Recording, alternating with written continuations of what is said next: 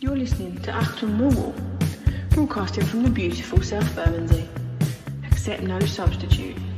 Welcome to part 3, dear listeners, of Achtung 660, the reaction show, voicemail reaction show to yesterday's excellent win over Cardiff. It puts championship safety as near as damn it, almost tantalisingly close to our grasp.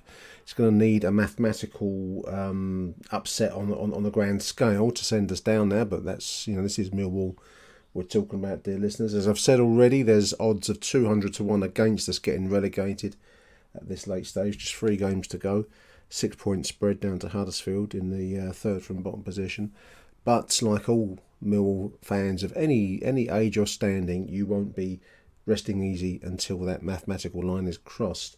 Now, we've already done one show of reaction. I've really enjoyed these shows. If you want to join in the Achtung contributor gang, do give me a shout. You can contact me on Twitter. Send me a direct message, or you can send a voice message on Twitter, direct message. Or we can exchange mobile phone numbers, and you can WhatsApp me with your post-match reaction. Send me a voice note after the game or any time you like, really. It's always good to hear from people, and I do enjoy these voicemail reaction shows. We've got a lot of good content still to finish. We've done one show already. This is a continuation from yesterday's excellent 3-1 win. So we're going to begin this part 3, dear listeners, with Tony Monday. Take it away, Tone. Hello, Nick. Tony Monday. Nice early call this time, 5:30, driving home from the game. I thought I'd call it early while I'm happy, because you haven't heard that version of me for quite a while. What an important win, what a great win. All in all there. It was nervy at times. I think in the first half I thought we showed them miles too much respect earlier on, just letting them have the ball. I mean, they wasn't doing much of it, but letting them have the ball, passing it about, and it wasn't really going nowhere. But I would have liked to have seen us on the front foot a bit more in the first half. And what a great goal from Obafemi. He won the initial header there. I don't know how he does it. He's 5'6". He's backed into the defender, won the header, laid it off to Fleming, who's flicked him. He's turned and gone, and what a great finish. What an absolutely brilliant finish. I really like him. I know there's people criticise him on your show even, but I think he's the best forward we've had down there for quite a few years. He's quick. He's always looking to get a shot away, and great goal today. And they got back in it from that corner. Was it called a free kick? Wasn't it? Silly free kick out on the right we give away, and Sarkic was sort of George Long-esque. I mean, I'll have to see it again, but it looked to me like he got 2 hands to it and pushed it into the goal. And then we just sort of, I was worried then, and because we say they had the ball and we seemed to go into our shell a little bit, and then we sort of the unlikely. I'm not sure what Jake Cooper was doing at the back of the box, because it was just that little crossing from Esse, wasn't it? I mean, it was up for the corner, which didn't get over, it come out, and Esse just flicked that in. I think it was Longman who knocked it on. I just can't understand why Jake Cooper was at the back post, but fucking hell, what a finish. I actually thought he had he didn't have a good game today. He sort of put the panic into me a few times with a couple of his passes and clearances, but fucking hell, you can't argue with that finish. That was a fucking volley, wasn't it? It just smashed it in, a bit like the Charlton goal a few years ago when we won there 1-0. And come out second half, was a little bit surprised to see that Esse went off and Watmore on, and I think we've all been a bit, well, I know I'm not going to speak for everybody else. I've been a bit critical of the substitutions. It's that, fucking hell, what a sub. Watmore was fantastic for 45 minutes. And I thought for the next half an hour, 25 minutes, that's the Millwall I wanted to see. We was biting into the tackles, and we was looking to attack all the time. Ryan Longman was he's, mate, when he plays like that, that's the proper winger. Again, another one with critics, but he played like a out and out winger today. He couldn't do any more than he did, tracking back, getting down the line, getting the crossover. He'd done it time and again today. I mean, there was one, I think he won the ball probably level with our penalty box, and he's literally gone down the line. I think he took 4 players, right, and he knocked the ball past it, and he outrun them, and even our players got to give up with him because he had nothing to cross it into. Yeah, and it's only when Obafemi went off we let them back into the game. It was almost like we just flicked a switch and we wasn't as dangerous anymore. Obafemi was causing them so many problems, and I actually thought he was going to get another goal. He was unlucky not to get another one.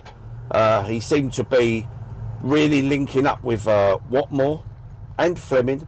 Yeah, I thought we had a great game, Obafemi. And then obviously the winner, and it just goes to show you what happens when you put a decent cross into the box, because that was all it was. I mean, he won the ball back, Cloughie, but what a cross to put in. Put it behind the defenders, and it was just asked him to be in. And I thought it was a really good finish, to be honest. Like I thought, oh, he ain't going to smash it again like he did against West Brom and over the bar, but he actually just stroked it into the goal.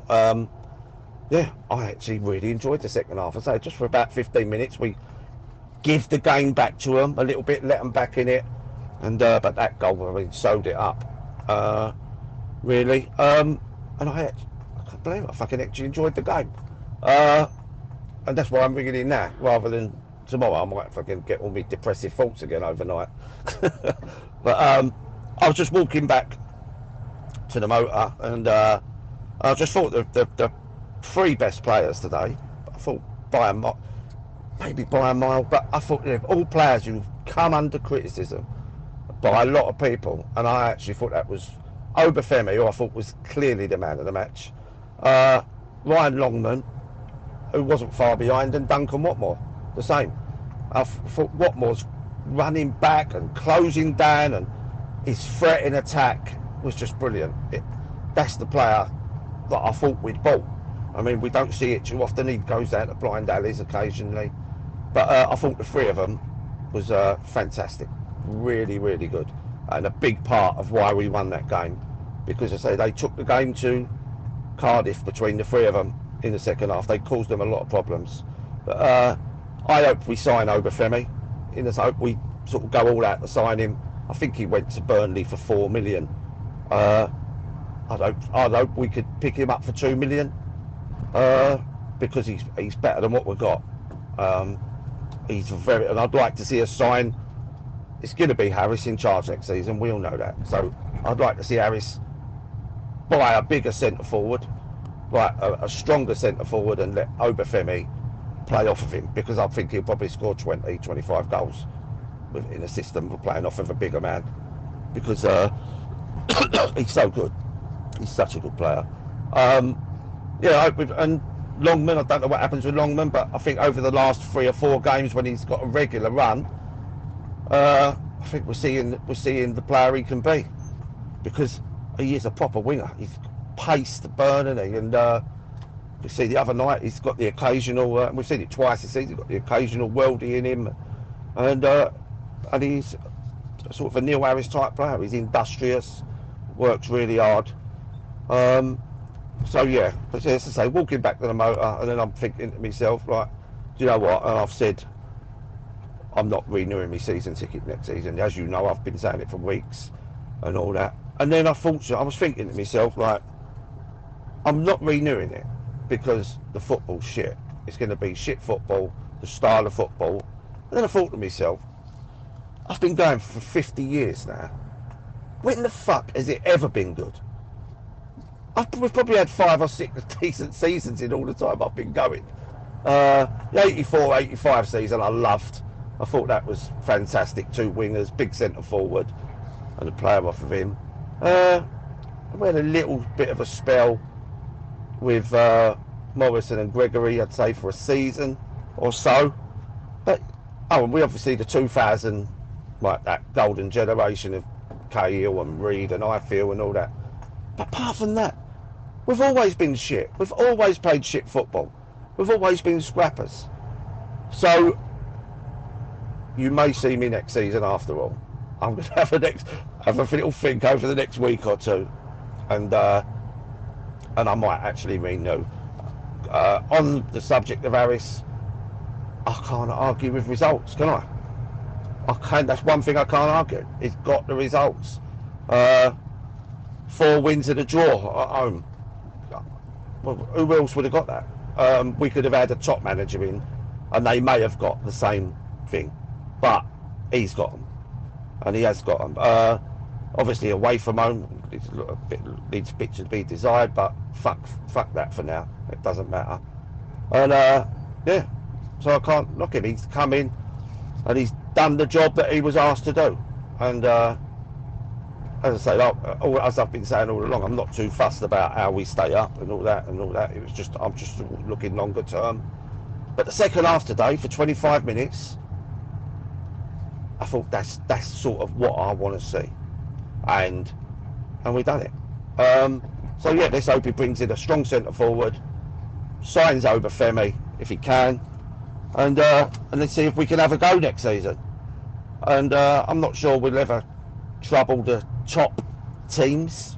Like it'll always be a battle against, especially with the teams that come down from the Premier Division. We did it last year, didn't we, with Burnley at home and Sheffield United at home. There's something about us that we do that. But yeah, got to give all, slagged him off for weeks, as everyone knows. But I've got to give him all the credit tonight for because he's kept us up. And I know people say, oh, we're not mathematically safe at the moment, but we're safe. And I'm sure the teams at the bottom, I'm sure Birmingham have got to play Huddersfield yet as well, so that means those two can't get 3 points from that game.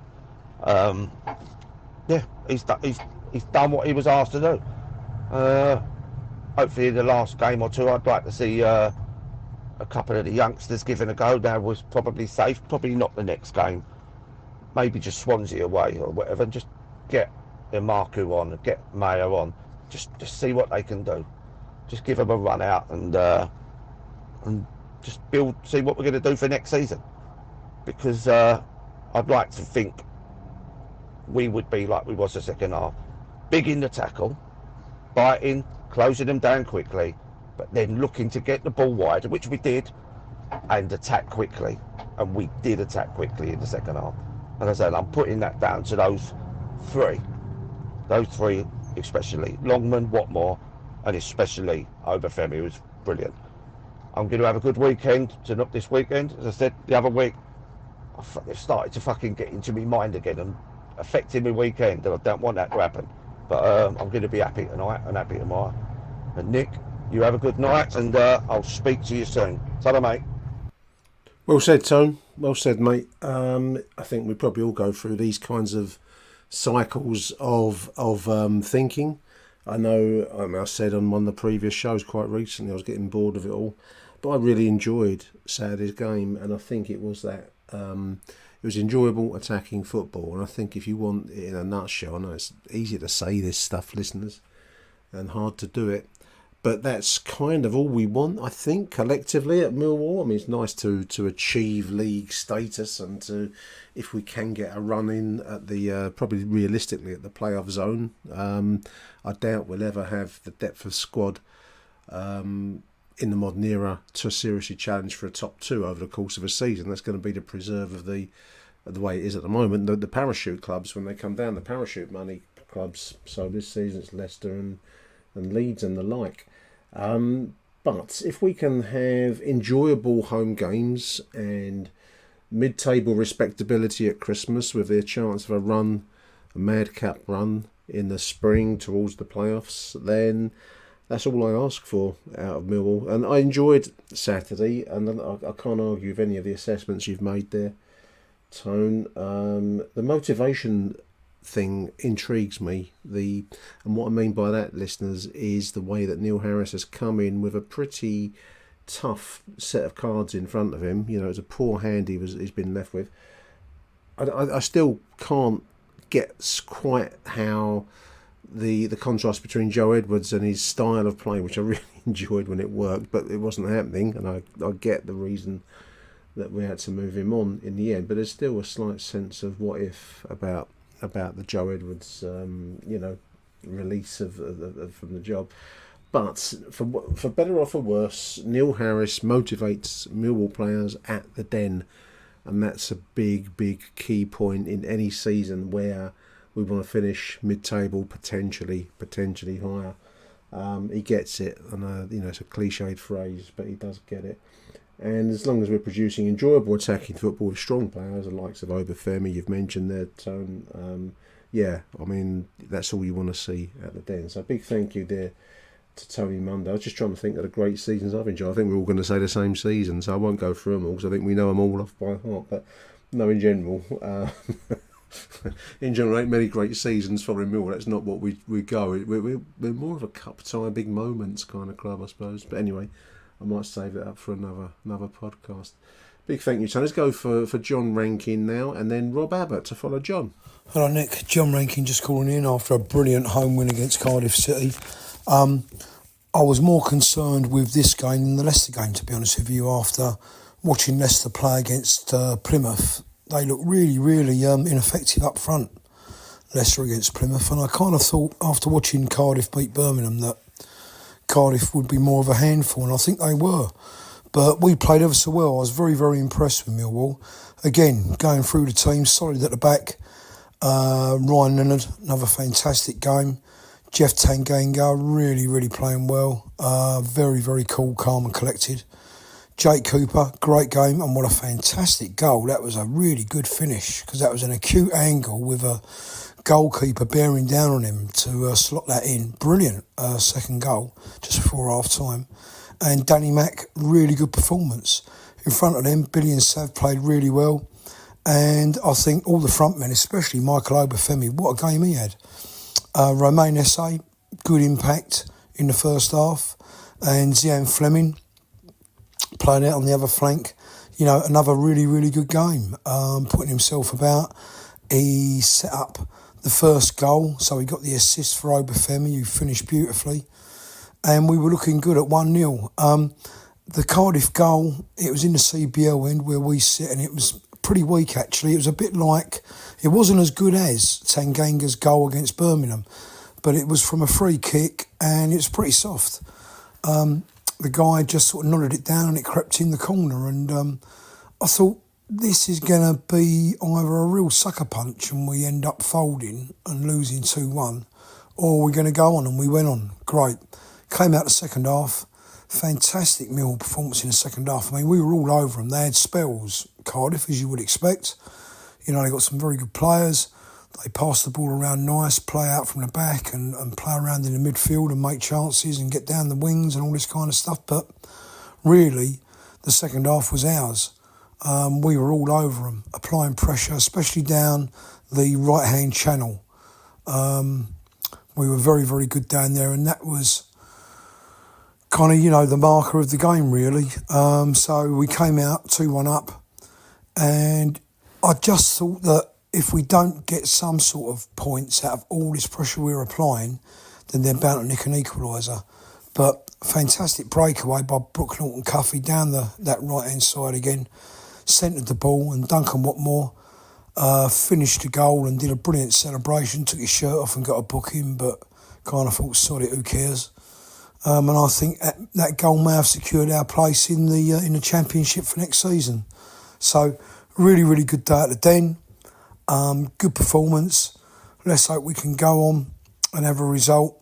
We'll get something out of the Sunderland game and then secure it properly at Plymouth. 50 points might well be enough. Really good performance. My man of the match, I would agree with the 1885 club who chose Michael Obafemi, although Ryan Longman comes a very close second. He had a great game, Ryan Longman, and he's really proving to be a valuable player.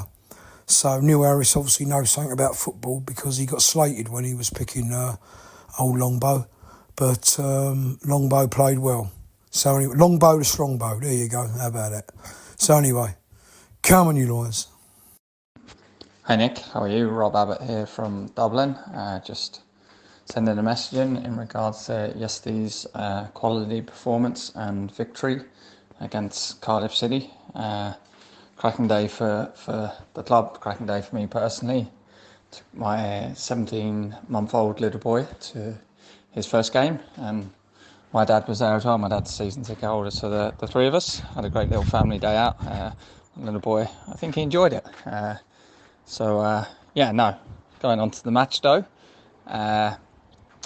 We started on fire, I thought, for the first 10-15 minutes, and great little assist by Fleming, a little lob pass, but Obafemi, who I'll touch on a bit later, with a cracking first goal. Cardiff fans didn't like that, did they? Especially when they started off the game booing him for his Swansea connections. But then, I felt after we scored, the game sort of nullified for about half an hour. Very even, neither team in full control of it. And then, unfortunately, in that time, though, they got the equaliser from a poor set-piece goal. Sarkic, who I think has been absolutely brilliant, probably for the last 3 months, unfortunately let himself down there with the save. But look, I'm impressed with him after a very slow start to life at Millwall. But 1-1, we bounced back well from that, and Juicy Jake, as they say, scored for the first time in, I'm going to say 2 years. My dad was happy with that. He had him as an anytime goal scorer yesterday, so he won a bit of money as well. Nice little side foot volley.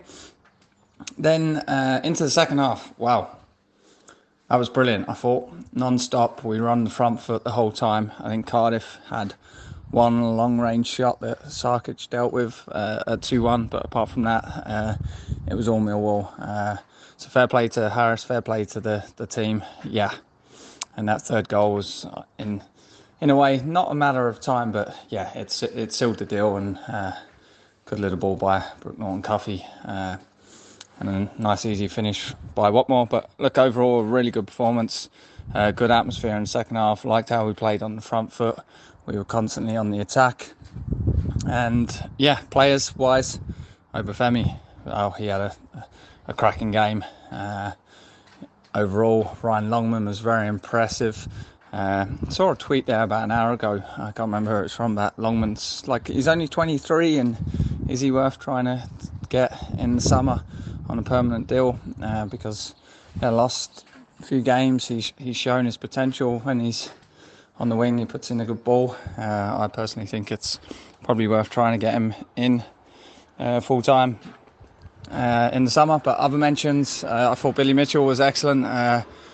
Broke up their play a lot, and then as he does, he just keeps it simple and finds a nice easy pass. And the back line, Tanganga, he is some player in my opinion. He is, well, look, he's played in the Champions League, he's played in the Premier League. He is a level above us, and yesterday on the ball, off the ball, marshalling the team, I thought overall he was superb. But look, great day.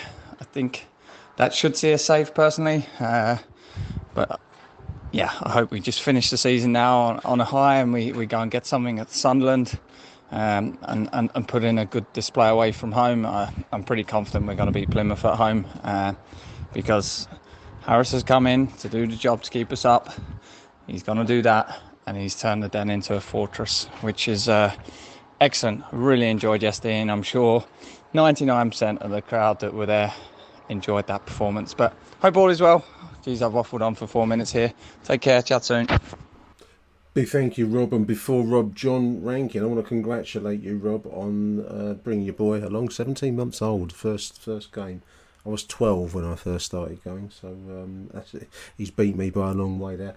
Also, congratulations to your dad. Actually, not only has he got his son and his grandson there, but he's also won some money on the bookies. So great stuff there, Rob. Big thank you. Actually, I hadn't thought of the Obafemi Swansea connection. I was trying desperately in real time to think why are they so against him. I wondered whether whether he played for Cardiff, but the Swansea is the thing, of course it is. And just to answer your point about Longman, yes, I'd very much make him a signing if we can do. He shows a lot of flair and does the work side of it as well. But yeah, no, enjoyable day. I think both, as John's said, I mean, just talking about the soft equaliser point that you made, John, the soft kind of goal. It was a kind of situation when we'd gone ahead early, we've got a good promising start, then letting a patsy goal, which would be the kind of thing that meant we would have folded under Joe Edwards. But clearly Neil Harris has some motivational powers over this squad of players. He made the point himself, speaking to one of the media, I think it was in the week, about understanding the Den and the kind of feel of the Den. And, well, it's apparent. I mean, the results are doing their own talking. So, whatever Neil has at the Den, I very much believe it is his theatre. And it's a thing that some players, some managers respond to, and some fold at the Den. But Neil Harris rises to the occasion. Great stuff. Big thank you, John. Big thank you, Rob. We're going to close the show now with 3 in a row. We're going to do Lawrence Binney, then David Liederkramer, and we'll close out with Ben Anthony. Hello, Nick. This is Lawrence Binney calling in after Mill 3, Cardiff 1. That was a professional performance of the ilk that I think we saw a lot of under Gary Rowett when things are going well. It was assured, professional, no frills, but we just did all the basic things right. The crowd stayed on side, apart from a spell in the first half where I felt like maybe everyone was getting a little bit anxious and aggy. And yeah, it felt very routine in the end. And all credit to Neil, I feel like he has largely delivered on kind of, at least at the Den, making us feel like a competent professional team. I say largely delivered. I mean, I think he has spectacularly and emphatically delivered on that front. I still have reservations about having him here next season. I still think it's maybe a bit of a short-term move, but you can't argue with the results, especially at the Den. He had a mandate to keep us up, and 6 points clear plus goal difference to three games to go. I think it would take a real sort of extraordinary turn of events for us to go down from this position. Famous last words, perhaps. I want to mention some sort of standout performances. I thought Danny McNamara was excellent today, as was Tanganga. But I think the standouts for me were Marco Obafemi, who was tireless today. Looked a real threat all game, and putting some really great work off the ball as well. And Ryan Longman, who is having a little spell in the team and looks like a decent player. I imagine he'll be quite cheap if we want to sign him in the summer, so maybe that's one worth investing in. I suppose my only criticism would be we do like to go a goal up and then concede when we're not under much pressure. I don't know what happens really after we go 1-0 up. It feels like it's happened a few times at home this season where we've looked like we're seeing the game out pretty comfortably, and then there's a rick in us and we give the ball away, we give a goal away. But you know what, we recovered really well after that goal. Our heads could have dropped, but we tried to go for the second, and I think in the second half we tried to get the third, which is very un-Neil Harris. Great day. We're staying up now. Roll on next season. Cheers, Nick. Hi, Nick. David Liederkramer here. I wasn't at the game yesterday for various reasons, so I'm not going to comment too much on anything that happened during the match, because there are plenty of other contributors I'm sure have got a lot more to say about it and are much better informed than I am. My only real point concerns Neil Harris. I wasn't that enthused when he returned, in the sense that I still felt that it was a step backwards from a footballing perspective, although I fully understood why we needed to bring him back, because we were going nowhere under Joe Edwards except to League One, and absolutely needed someone to galvanise the team and motivate them, and no one does that better than Neil Harris. I was concerned about his style of football when he left us. On the last occasion, the football had become very sterile. To use his expression, the group, I think, had got a bit stale, to say the least. But since he's come back, he has shown some signs of being a manager who's learnt.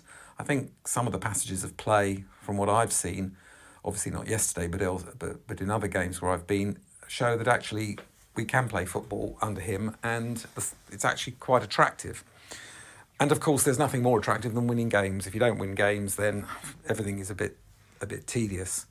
So for that reason, I think there's no doubt in my mind that he needs to be here next year. Hopefully, he'll get the players that will make us competitive. I think he does have a big problem in the summer because we're going to lose players like Norton Cuffy, Obafemi, Tanganga, and probably Fleming. So it's going to be a tough summer for whoever's in charge. However, I think that he is a Millwall man through and through, no question about it. And if anyone's going to get it right, it's going to be him. So for that reason, and for that very good reason, I think that he deserves a really good crack at it next year, assuming that we remain in this division, which I think is now pretty much certain.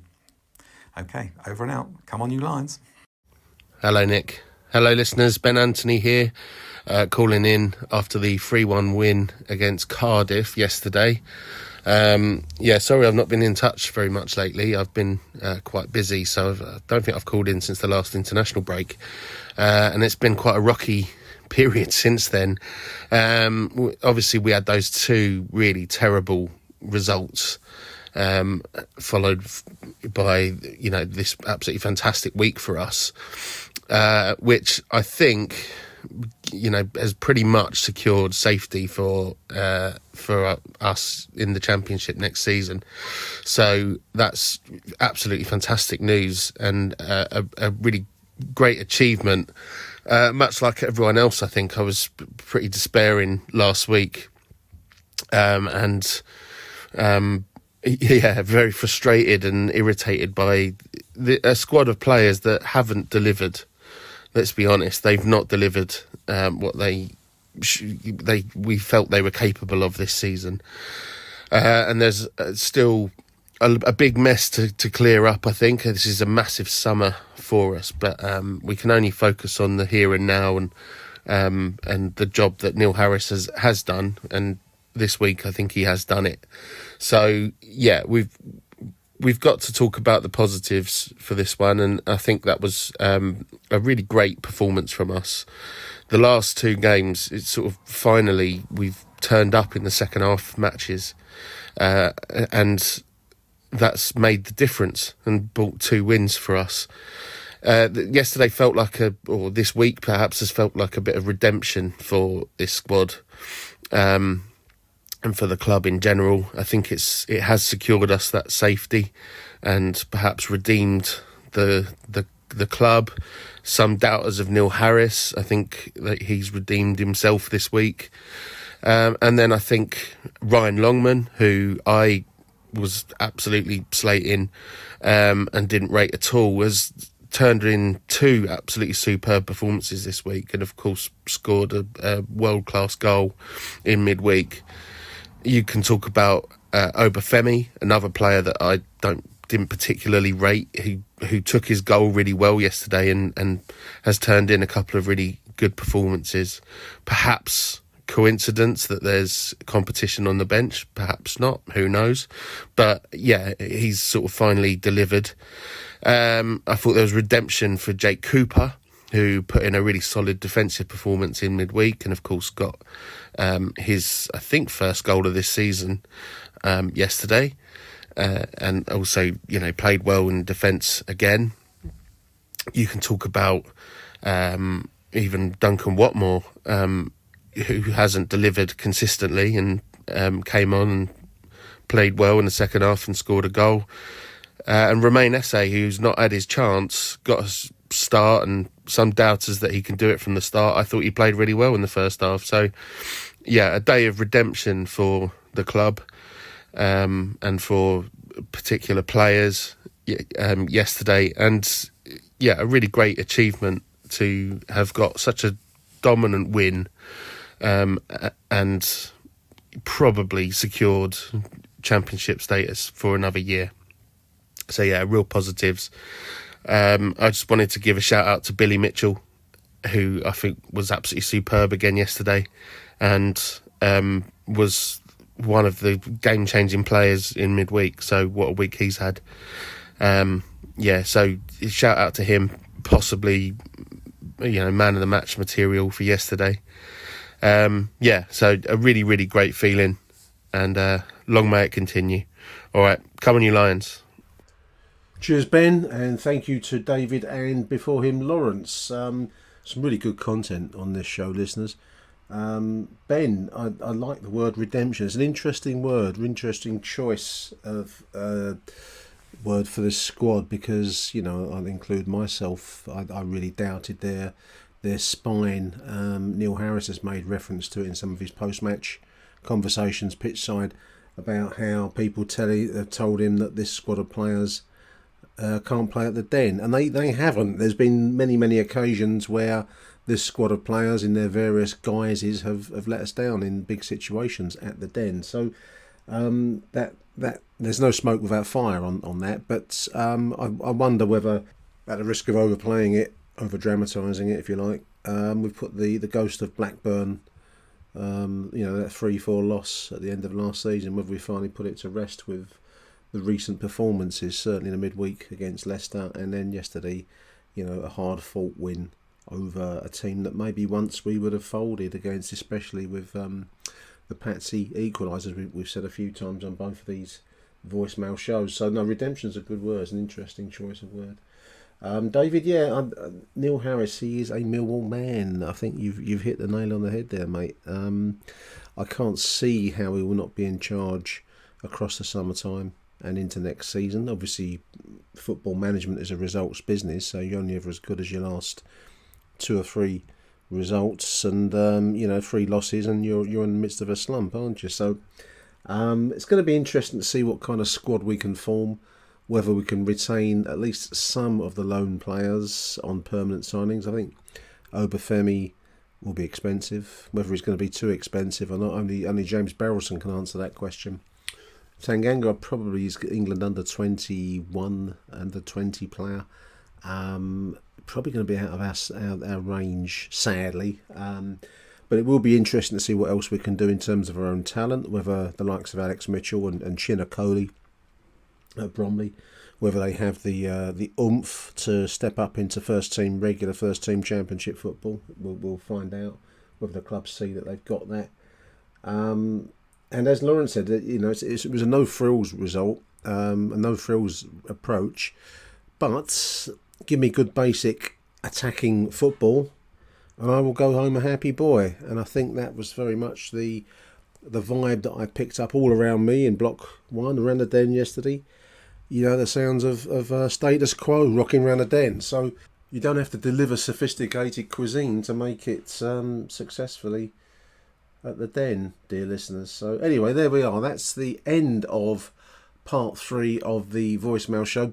Big thank you to everyone in this weekend's edition. Graham yesterday, all the voicemail contributors from part 2, and now this part 3. I want to say thank you to each one of you. I really enjoy these shows. Keep them coming. I love the quality of the contributions we get, and a different range of styles and types. More of that, please. That's probably going to be it now for this weekend's coverage. We will be back, hopefully, in the wake of securing safety, if we can do it, with a point at Sunderland next Saturday. I was going to go up there, but I don't have. I've got other stuff I've got to do now next weekend, so I'll trip up to the northeast, and the whole weekend is going to be one way and the other, isn't it? To go up there and drive up and drive back. So I'll probably have to follow it on as best I can. But we will be back with a post-Sunderland review show next weekend, dear listeners. I want to say thank you to you for listening to Achtung Millwall. I really appreciate the support across the season so far. Let's hope we're talking in the wake of championship safety next weekend. Until next edition, big thank you And from me, Nick Hart, Arrivederci Millwall. Bye for now. Achtung, Millwall.